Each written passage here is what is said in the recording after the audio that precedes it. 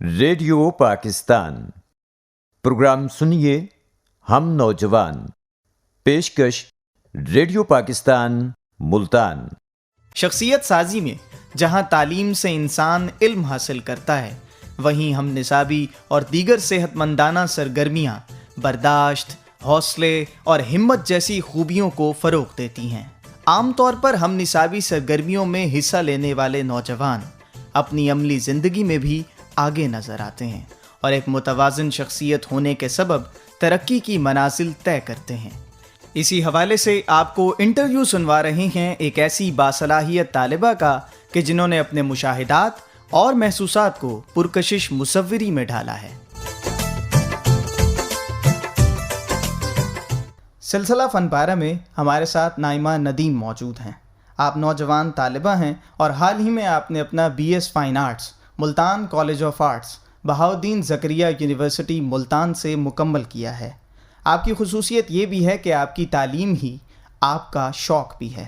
آپ کو ریڈیو پاکستان ملتان کے اسٹوڈیوز میں خوش آمدید کہتے ہیں، اور ساتھ ہی اپنے پہلے سوال کا آغاز کرتے ہیں۔ تو یہ بتائیے گا نائمہ کہ آپ نے مصوری کا آغاز کیسے کیا؟ بیسیکلی میں نے مصوری کا آغاز MCA سے ہی کیا، Multan college of arts Bahauddin Zakariya university سے۔ اس میں نے BS فائن آرٹس کیا۔ یہ 4 سال کا ایک پروگرام ہے جس میں پینٹنگ، اسکلپچر، سیرامکس، یہ ساری چیزیں ہمیں پڑھائی جاتی ہیں۔ تو نائمہ، عام طور پر فنکار جو ہے اپنے مشاہدات اور محسوسات کو اپنے فن کے سہارے پیش کرتا ہے۔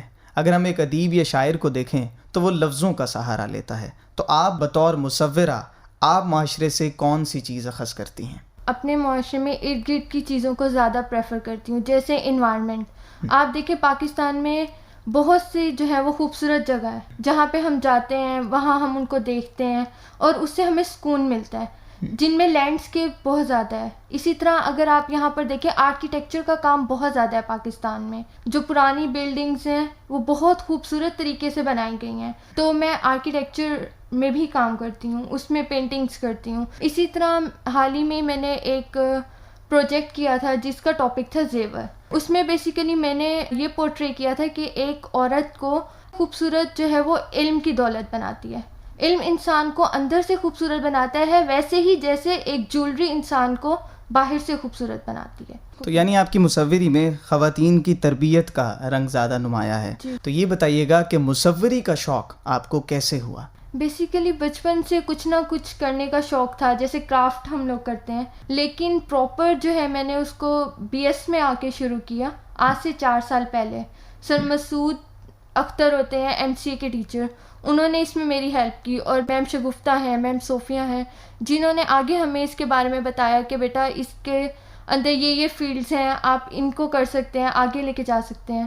تو اب تک آپ نے اپنے اساتذہ کی نگرانی میں کون سا فن پارہ یا کتنا بڑا فن پارہ تیار کیا ہے؟ سب سے بڑی جو میری پینٹنگ اب تک میں نے پینٹ کی ہے اس کا سائز ہے 6x4۔ اچھا، عام طور پر جب ہم پینٹنگ کو سوچتے ہیں تو ہمیں گھنٹوں کی ریاضت جو ہے وہ نظر آتی ہے، تو سامعین کی آسانی کے لیے آپ یہ بتائیے گا کہ ایک پینٹنگ آپ کتنی دیر میں تیار کر لیتی ہیں، یا کتنے دنوں میں کہہ دوں کہ آپ تیار کر لیتی ہیں؟ یہ ڈیپینڈ کرتا ہے کہ آپ نے میٹیریل کون سا یوز کیا، آپ نے کون سی ٹیکنیک یوز کی ہے۔ پینٹنگ میں جو میڈیمز ہیں وہ ڈیفرینٹ ہے، اور ہر میڈیم ایک الگ وقت لیتا ہے۔ جس طرح اگر میں آپ کو بتاؤں کہ واٹر بیس میڈیم ہے ایکریلک، جس سے پینٹنگ بہت جلدی کمپلیٹ ہو جاتی ہے۔ پھر آئل پینٹ ہے، اس میں ہم السی کا تیل یوز کرتے ہیں پینٹس کے ساتھ، اس کا ایک الگ ٹائم ہے۔ جو سب سے زیادہ ٹائم لیتی ہے وہ ہے ایکٹیمپرا۔ صحیح۔ ایکٹیمپرا بیسیکلی ایک ٹیکنیک ہے جس میں ہم دیسی انڈے کی زردی سے ایملشن تیار کرتے ہیں، اور اس میں پھر پاؤڈر کلر مکس کر کے ہم اس کو بورڈ پر جو ہے پینٹ کرتے ہیں۔ صحیح ہے۔ جیسا کہ آپ نے بتایا کہ مختلف طرح کی ٹیکنیکس ہیں، تو آپ کون سی جو ٹیکنیک ہے، کون سی جو مہارت ہے اس میں زیادہ دلچسپی کا اظہار کرتی ہیں، یا سوچتی ہیں کہ یہ جو میری ٹیکنیک ہے پینٹنگ کی، اس کو میں نے دیکھنا ہے؟ شروع سے ہم لوگ کو ہر ٹیکنیک سکھائی جاتی ہے، ایکریلک بھی، آئل پینٹ بھی، ایکٹیمپرا بھی، لیکن میں جو سب سے زیادہ کرتی ہوں وہ ہے ایکٹیمپرا۔ ایکٹیمپرا ایک بہت پرانی ٹیکنیک ہے جس میں ایک آرٹسٹ جو ہے وہ انڈے کی زردی سے ایملشن تیار کرتے تھے، جو بھی ان کو نیچرل پگمنٹس ملتے تھے اس وقت کے دور میں، اس کو مکس کر کے اور وہ اسے پینٹ کرتے تھے۔ فردر جیسے جیسے ڈیولپمنٹ ہوئی، پھر آئل پینٹس آ گئے، اور اس کے بعد پھر ایکریلکس اور فردر آن۔ اچھا، تو یہ بتائیے گا کہ نائمہ آپ نے اس ٹیکنیک کو استعمال کرتے ہوئے اب تک کیا کچھ کیا ہے، کتنے فن پارے یا کس نوعیت کے فن پارے تیار کیے ہیں؟ ایکٹیمپرا کی ٹیکنیک میں میں نے بہت سی پینٹنگز اب تک کر لی ہیں. ان میں مین جو ہے وہ ہے انوائرمنٹ پر. اس میں نے پاکستان کی خوبصورتی کو بیان کیا ہے اور جو ارد گرد کے پودے ہیں ان کا مائکروسکوپک ویو لیا ہے. بیسیکلی جب آپ ایک مائکروسکوپک ویو کو دیکھتے ہو ایک پلانٹ میں، آپ دیکھیں گے ارد گرد میں بہت سے جو ٹیکسٹائل ڈیزائنرز ہیں، جو ڈریسز کے ڈیزائنز ہیں، وہ انہی ڈیزائن سے آ رہے ہیں. تو یہ چیز مجھے بہت اٹریکٹ کی کہ نیچر میں اتنی چیزیں جو ہمیں پتہ ہی نہیں ہیں، تو میں نے سب سے زیادہ فوکس اس پہ کیا. اچھا، ابھی آپ نے اپنی گفتگو میں وطن سے محبت کا اظہار کیا. جی جی. تو آپ وطن سے محبت کا اظہار اپنی مصوری میں کیسے کرتی ہیں؟ اس کے بہت سے طریقے ہیں. ایک تو یہ کہ پاکستان بہت خوبصورت جگہ ہے. ناردرن ایریاز میں چلے جائیں، وہاں پر بہت ہی زیادہ خوبصورت چیزیں ہیں، ان کی پینٹنگ کر کے. دوسرا یہاں کا جو آرکیٹیکچر ہے، یہاں کی جو پرانی بلڈنگز ہیں، وہ ساری وہ انسان کو بہت انسپائر کرتی ہیں.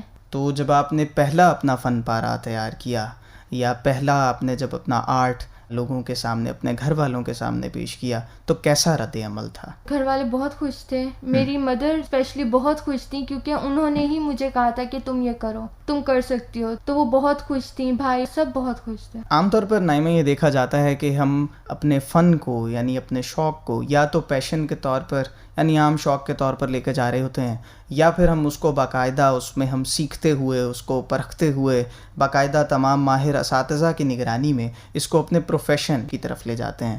تو مصوری کو لے کر آپ کا ارادہ کیا ہے؟ میرا شوق ہی میرا پیشن ہے. پیشن کو میں نے آگے اپنے پروفیشن میں تبدیل کر دیا، کیونکہ لوگ ہیں وہ ڈفرینٹ پروفیشن چوز کر لیتے ہیں، لیکن شوق ان کا کچھ اور ہوتا ہے. بہت کم لوگ ایسے ہوتے ہیں جن کو اپنا شوق ہی پروفیشن بنانے کا جو ہے وہ اعزاز حاصل ہوتا ہے. اگر آرٹ کی بات کریں، مصوری کی بات کریں، تو اس کی مختلف قسمیں ہیں اور مختلف نوعیتیں ہیں. ایک قسم وہ تجریدی آرٹ یعنی ایبسٹریکٹ آرٹ کی ہے.